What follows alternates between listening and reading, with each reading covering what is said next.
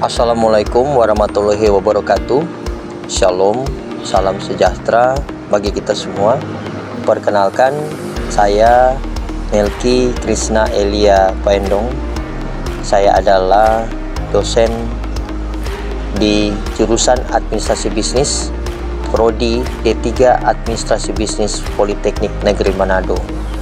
Saat ini saya akan menampilkan video pembelajaran dalam mata kuliah Data Processing. Mata kuliah Data Processing ini adalah mata kuliah yang diajarkan di semester 5, di mana mata kuliah ini berjumlah 2 SKS. Mata kuliah Data Processing adalah mata kuliah pelengkap di program studi Diploma 3 Administrasi Bisnis yang dirancang untuk menguasai konsep teoritis pengolahan data secara umum, serta mampu menyelesaikan pengolahan data sesuai prosedur di tempat kerja dan mengelola data sains. Capaian pembelajaran yang dibebankan pada mata kuliah Data Processing ini terdiri dari 1. Menunjukkan sikap bertanggung jawab atas pekerjaan di bidang keahliannya secara mandiri, memiliki sikap kepemimpinan, inisiatif, dan teliti dengan analisa, antisipasi, dan cara berpikir kritis baik dalam perencanaan maupun dalam pelaksanaan tugasnya, serta dapat mengorganisir dan bekerja sama dengan pihak-pihak terkait sesuai dengan nilai budaya setempat. Yang ketiga, menguasai pengetahuan sekretaris eksekutif, pengetahuan administrasi manajemen perubahan secara umum, serta mampu menyelesaikan masalah secara prosedural. Yang keempat, mampu memecahkan masalah pekerjaan dengan sifat yang konteksnya yang sesuai dengan bidang keahliannya, di mana didasarkan pada pemikiran yang logis, inovatif, bertanggung jawab atas hasilnya secara mandiri. Yang kelima, mampu memahami dan menerapkan informasi dalam rangka berkontribusi pada rencana strategis organisasi maupun di luar organisasi dengan metode yang baku sesuai SKKNI bidang administrasi profesional. Yang keenam, melaksanakan kegiatan administrasi manajemen perubahan dan atau transformasi organisasi sesuai dengan arahan dari pimpinan, serta bekerja sama dengan fungsi yang lain dalam melaksanakan kegiatan organisasi secara efektif, konsisten, dan mengawasi pelaksanaan fungsi klerikal dan administrasi sesuai dengan metode yang baku dalam SKKNI. Capaian pembelajaran tersebut diturunkan pada CPMK atau yang disebut capaian pembelajaran mata kuliah. Ada beberapa CPMK yang diturunkan dari capaian pembelajaran, antara lain: yang pertama, memahami manajemen dan pengelolaan data; yang kedua, mampu mengelola data science; yang ketiga, mahasiswa dapat memahami tujuan dan proses pengolahan data; yang keempat, mahasiswa dapat memahami tujuan dan membuat transformasi data; yang kelima, mahasiswa mampu memahami kegunaan uji validitas dan uji reliabilitas; yang keenam, mahasiswa mampu memahami analisis data kuantitatif; yang ketujuh, mahasiswa mampu membuat display data; dan yang terakhir, mahasiswa mampu menginterpretasikan data. Adapun yang menjadi bahan referensi dalam mata kuliah Data Processing pada saat ini adalah yang pertama, diambil dari Michael and Mitchell dalam bukunya Data Management Using Statistical Data, A Practical Handbook tahun 2010, Sugiono, Metode Penelitian Administrasi, dan selanjutnya dari Bakari Muhammad tahun 2019 tentang pengembangan sistem pengelolaan dokumen terintegrasi dalam mendukung kinerja di Politeknik Negeri Manado, Jubilee 2020, Microsoft Excel 2019 dan 365 untuk dashboard. Yang selanjutnya aplikasi pengolah angka spreadsheet dari Mulyono Agus tahun 2018 dan Data Processing untuk Pemula, buku dari Polindo Press, hasil karangan dari Paindong Melki tahun 2022. Untuk metode pembelajaran dalam mata kuliah ini diadopsi dengan metode Project Based Learning, di mana dalam metode pembelajaran Project Based Learning, mahasiswa di akhir perkuliahan akan mempresentasikan sebuah studi kasus tentang pengolahan data, yang mana untuk mata kuliah ini akan terdiri dari rangkaian yang pertama, rangkaian pembelajaran, rangkaian asesmen tengah semester, dan rangkaian asesmen akhir semester. Untuk evaluasi dalam pembelajaran mata kuliah data processing ini terdiri dari penilaian project, kehadiran, kuis, asesmen tengah semester, dan asesmen akhir semester. Jadi, diharapkan mahasiswa dalam mempelajari mata kuliah data processing ini dapat memahami pengelolaan data secara keseluruhan dan dapat membantu mahasiswa apabila dalam melaksanakan penelitian atau tugas akhir ataupun semua kegiatan yang melibatkan data itu dapat terlaksana dengan baik dengan menerapkan keahlian data processing. Oleh karena itu, untuk lebih lengkapnya, mari kita saksikan video pembelajaran berikut ini.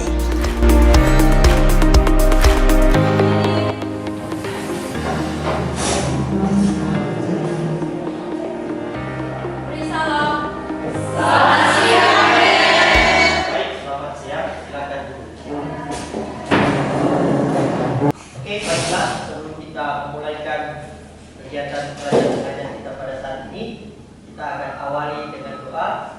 Dipersilakan Meliati untuk kita memimpin dalam doa. Sebelum kita memulaikan pembelajaran kita pada saat ini, mari kita buka dengan doa.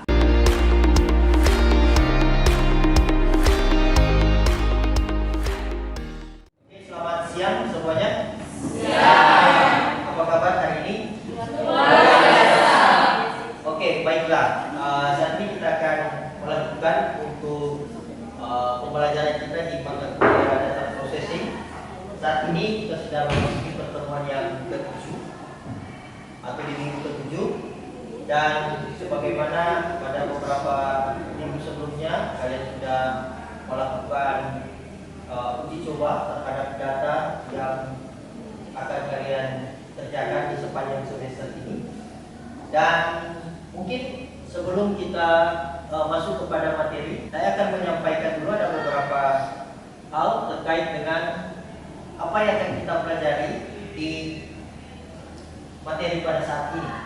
Nah, pada saat ini kita akan mempelajari tentang uji validitas dan reliabilitas di sebuah data.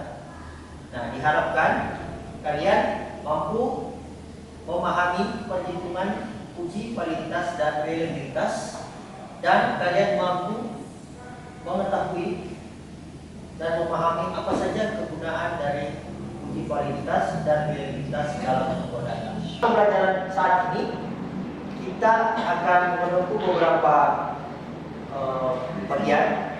Yang pertama akan disampaikan apa sih sebenarnya tujuan dari uji kualitas dan reliabilitas berdasarkan juga definisi, dan kita akan mempraktekkan secara langsung uji validitas dan reliabilitas.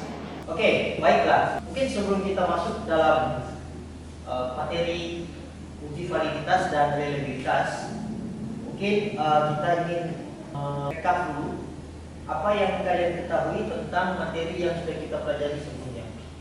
Seperti kita ketahui, pada sebelumnya kita telah mempelajari tentang pemusatan data, letak data, dan mengetahui ukuran penyebaran data.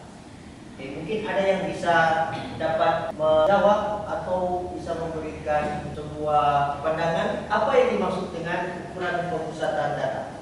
Oke, silakan. Ukuran pemusatan data adalah ukuran yang akan menunjukkan pusat dari sekelompok data yang sudah dibutuhkan.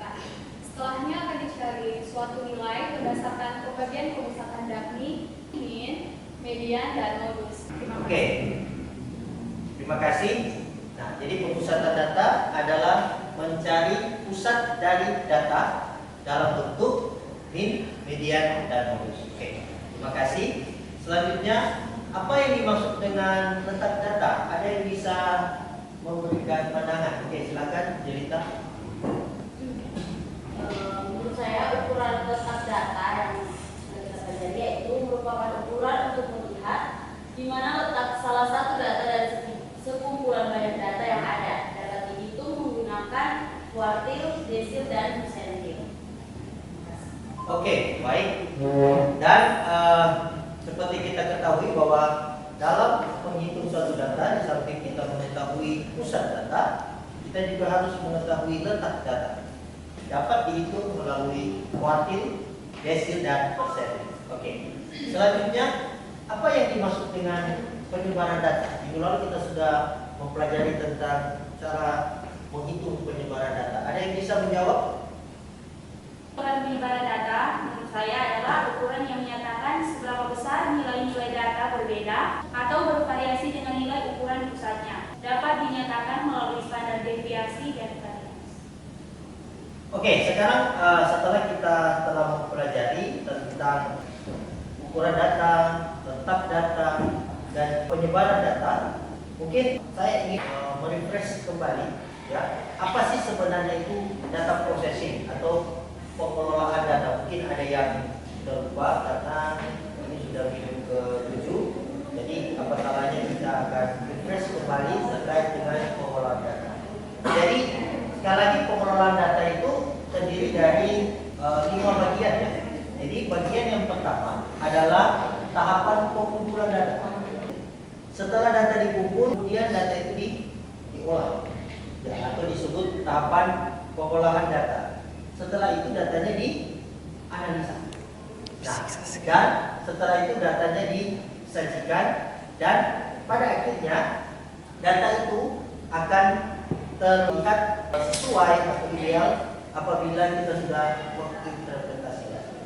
Nah, dalam kegiatan pengelolaan data ini tentu saja kita harus memastikan bahwa data itu adalah data yang betul-betul sesuai dengan apa yang akan kita pergunakan.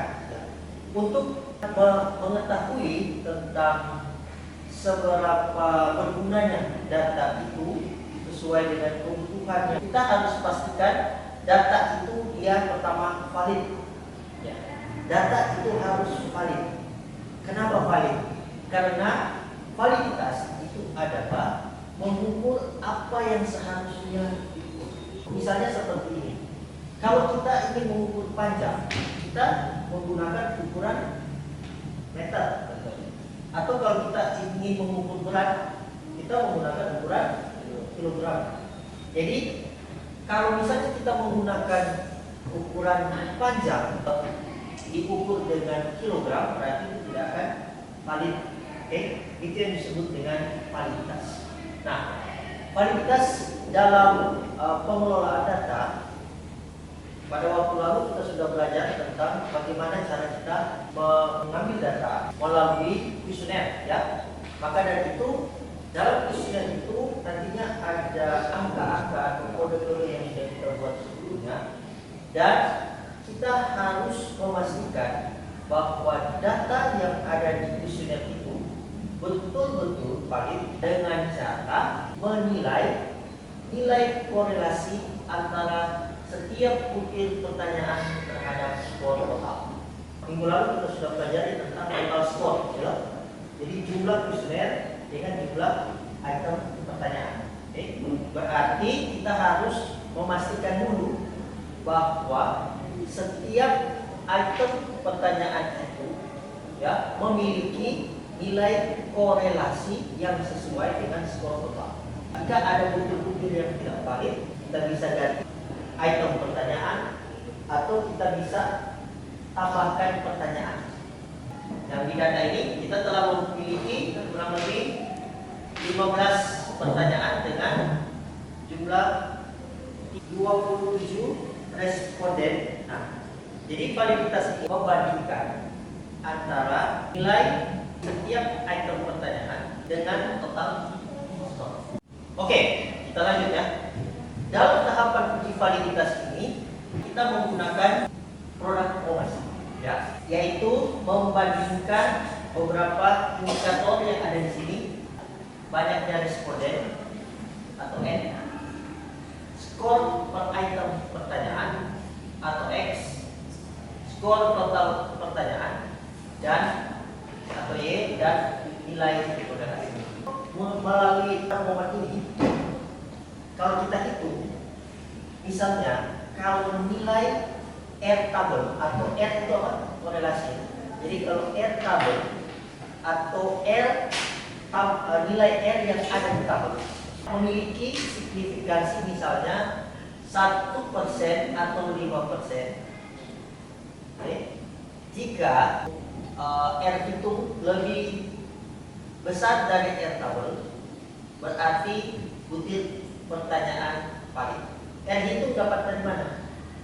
R hitung itu adalah membandingkan nilai dari per item dan total skor. Oke. Nah, nanti kita akan dapat namanya R tabel. R tabel itu kurang lebih seperti ini.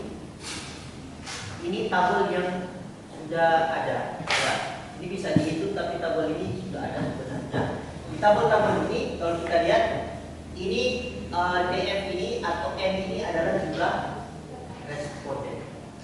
Jadi misalnya kalau dia jumlah responden 30, berarti kalau kita ingin mendapatkan level dengan level signifikansi yang 0,05 untuk 30 responden, berarti kita dapat berapa tabelnya? 0,3494.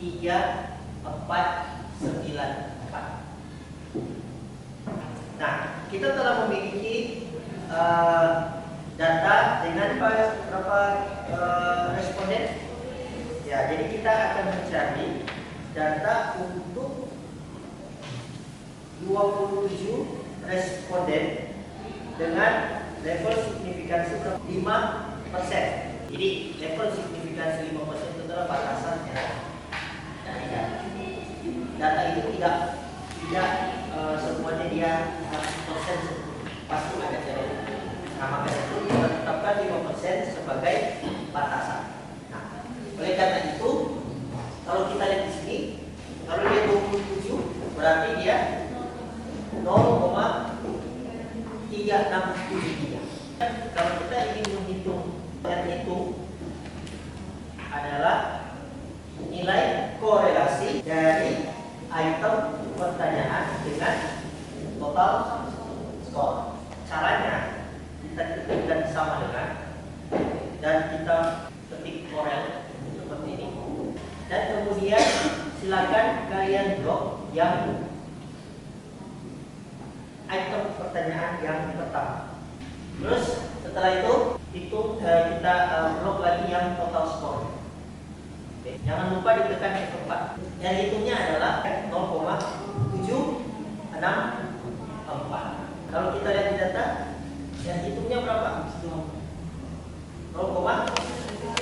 ya, lihat tabelnya 0,3673. Berarti untuk item pertanyaan ini datanya adalah valid.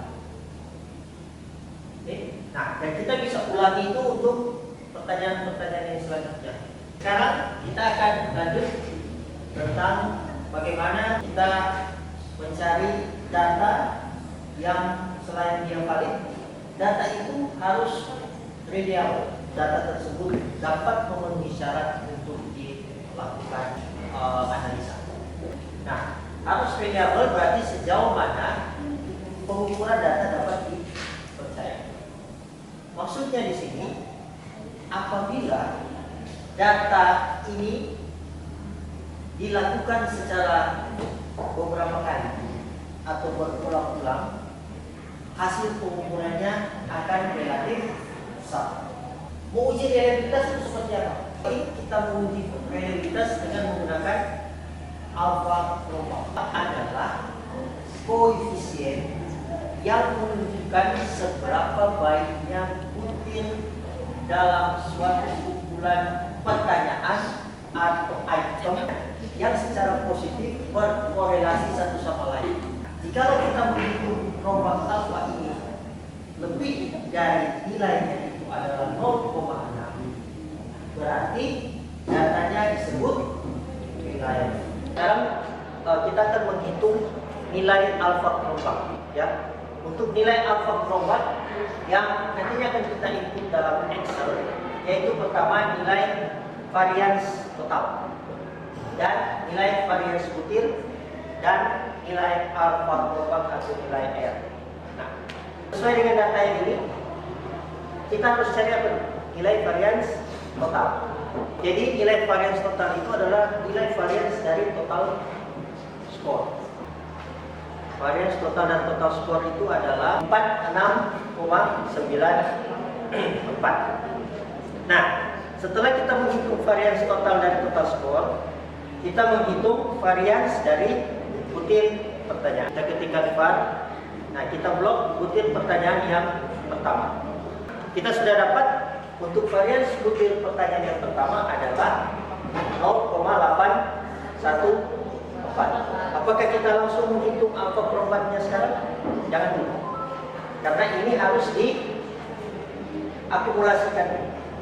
Oke. Dan setelah kita tarik nilainya sampai pertanyaan ke berapa tadi, 15. Jadi kita sudah dapat nilainya berapa? 0,73. Dan kita akan mencari nilai rombak alfa. Sama dengan berapa? 15. Oke. Dibahagi 15 kurang 1 dikalikan dengan ini 1 kurang varians total dibagi varians butir. Setelah kita cari nilai kelompok alfa itu minus 5,75. Berarti datanya tidak reliable, ya. Datanya valid tapi dia tidak reliable. Oke, mungkin setelah ini akan mengerjakan soal latihan yang ada di slide ini. Tapi karena kalian sudah memiliki kertas kerja, berarti setelah ini kalian akan mengerjakan di kertas kerja masing-masing.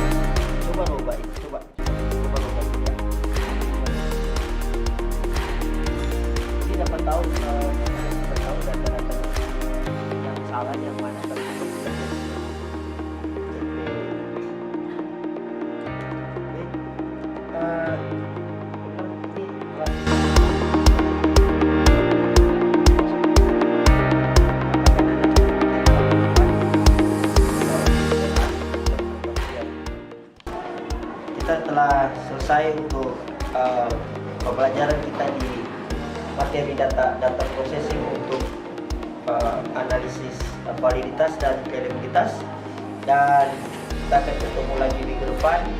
Dan seperti yang disampaikan di kelas tadi, nanti ada tugas yang akan dikirimkan di LMS, dan silakan untuk mengecek informasi yang ada di LMS dan memasukkan tugas pada hari Jumat minggu depan. Dan untuk itu kita akan menutup kegiatan ini dengan doa. Dipersilakan.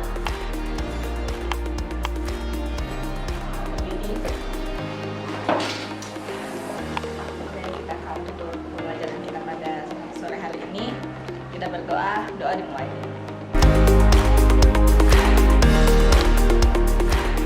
Doa selesai. Oke, baik. Terima kasih dan sampai jumpa.